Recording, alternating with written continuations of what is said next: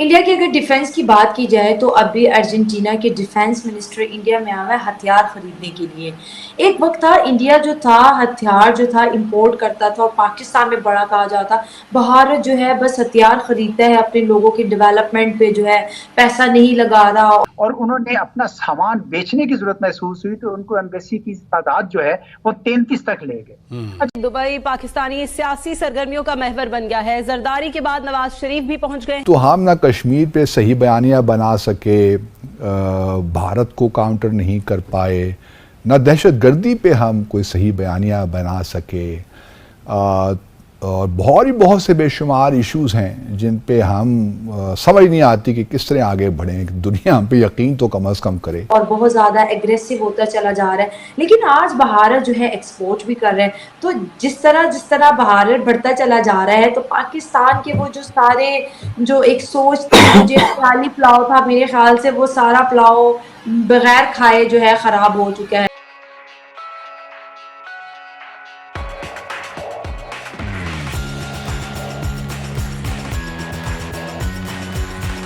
और हज़म नहीं हो रहा बहुत से लोगों को कि ये इंडिया जो साथ बिल्कुल हमसाया मुल्क है हमारा, उसके अंदर जो है इतना बड़ा चेंज आ रहा है। इन लोगों को ये चीज हजम नहीं हो रही कि इंडिया अपने लोगों पे पैसा लगा भी रहा है, हथियार बाहर से खरीद भी रहा है और अपने हथियार बाहर बेच भी रहा है। करेक्ट है। अब ये तीनों चीजें साथ से साथ कैसे चल रही हैं, ये चीज इनसे बर्दाश्त नहीं हो रही। देखिए अब ये अर्जेंटीना के जो आए हैं डिफेंस मिनिस्टर, वो तेजस में इंटरेस्टेड है, प्रचंड हेलीकॉप्टर वगैरह में इंटरेस्टेड है। लेकिन जो एक इम्पोर्टेंट चीज जो मेरे नोटिस में आई वो थी कि वो ब्रह्मोस के नेवल वर्जन में इंटरेस्टेड है। और देखिए ब्रह्मोस हर मुल्क को नहीं देगा इंडिया, क्योंकि ब्रह्मोस दुनिया का सबसे elite number 1 super cruise missile है, सुपरसोनिक क्रूज मिसाइल है। अब इसके अंदर एक हिडन मैसेज मुझे नजर आया। वो हिडन मैसेज था, हमें विजय माल्या दो, हमें नीरव मोदी दो, और ये जितने भी इंडिया से लुटेरे गए हैं हमें ये सारे लोग वापस दो, खालिस्तानियों को गिरफ्तार करके इंडिया भेजो, और जो रेडिकल इस्लामिस्ट जो वहां पर इंडियन कम्युनिटी पे अटैक कर रहे हैं उन सबको अरेस्ट करके डिपोर्ट करो। ये हिडन मैसेज किसके लिए है? ये हिडन मैसेज है यूके के लिए, इंडिया की तरफ से। कैसे? अर्जेंटीना का एक आइलैंड है जिसको कहते हैं फ्लॉकलैंड आइलैंड। फ्लॉकलैंड आइलैंड, वो फ्लॉकलैंड आइलैंड डिस्प्यूटेड टेरिटरी है अर्जेंटीना और यूके के बीच में, और उसकी के चलते हुए यूके ने अर्जेंटीना के ऊपर बहुत सारे सैंक्शंस भी लगाए हैं, और उसी के चलते यूके अर्जेंटीना काफी मुल्कों से हथियार नहीं खरीद सकता। लेकिन इंडिया तो जिसको चाहे बेच सकता है। इंडिया किसी की नहीं सुनता। उल्टा अब यूके कोई देखिए, प्लेन जाएंगे, हेलीकॉप्टर जाएंगे, ड्रोन जाएंगे, उसमें तो कोई है नहीं। ये जो ब्रह्मोस नेवी का वर्जन है ना, ये है एक ट्रिकी चीज। ये डिपेंड करता है कि अगर यूके सारी शर्तें ये जितनी मैंने आपको बताई ये अगर मान लेता है, इंडिया की सारे बंदों को भेज देता है, खालिस्तानियों को भी भेज देता है, अरेस्ट कर लेता है, रेडिकल इस्लामिस्ट को अरेस्ट करके डिपोर्ट कर देता है, तो नहीं बेचेगा। अगर नहीं किया तो पता चले कि कल एक ब्रह्मोस का नेवल वर्जन आपका अर्जेंटीना में पड़ा हुआ और वो यूके के खिलाफ इस्तेमाल हो रहा है। अगर हम ब्रह्मोस की बात करें तो इंडिया का ब्रह्मोस मियां चंदू में जब गिरा था तो हमने इसकी स्पीड और इसकी पावर का अंदाजा लग गया था, रिडार में ये नहीं आया था। और गुड लक हमारी ये थी कि वॉर हेड नहीं था। अगर वॉर हेड होता तो मियां चंदू इसके आसपास के जितनी भी छोटी छोटी बस्तियां थी वो तो ख़त्म हो जाती। तो ये अगर हम जैसे अक्सर लोग बड़े कश्मीर के मुद्दे पर अग्रेसिव हो जाते हैं तो मैं अक्सर इस चीज़ से बड़ा डर जाती हूँ, क्योंकि इंडिया ने अपनी जो ताकत है, जो उसकी डिफेंस ताकत है, अगर 15 मिनट में मुसलसल इस्तेमाल कर ली हमारा पाकिस्तान, तो वो मैं कहती हूँ 100 साल तक फिर दोबारा कभी नहीं उठ पाएगा। देखिए इसके अंदर मैं आपको 3-4 चीजें बताता चलूंगा भाई। हमारे इधर एक तो न्यूक्लियर बम के पता नहीं क्या इतना प्यार है ना लोगों को। न्यूक्लियर बम से ऊपर होता है थर्मो न्यूक्लियर बम, उसके ऊपर हाइड्रोजन बम, उसके ऊपर बायोकेमिकल जो वॉरफेयर होता है। पाकिस्तान के पास सिर्फ न्यूक्लियर बम है, इंडिया के पास सारे हैं। पहली चीज, और वो न्यूक्लियर बम से ज्यादा खतरनाक होते हैं। ये ऊपर जैसे थर्मो न्यूक्लियर उससे ज्यादा खतरनाक, हाइड्रोजन उससे खतरनाक, बायोकेमिकल। इसके बाद अब इसमें दो चीजें और होती हैं कि आप सामने वाली कंट्री के न्यूक्लियर वेपन को किस तरह न्यूट्रलाइज करेंगे। उसमें एक आपका ईएमपी आ जाता है और दूसरा आपका लेजर वेपन आ जाता है। ये दोनों भी इंडिया के पास है। लेजर वेपन आपको पता है जो काली है इंडिया का, उसकी कहानी आपने सुनी होगी, देखी होगी।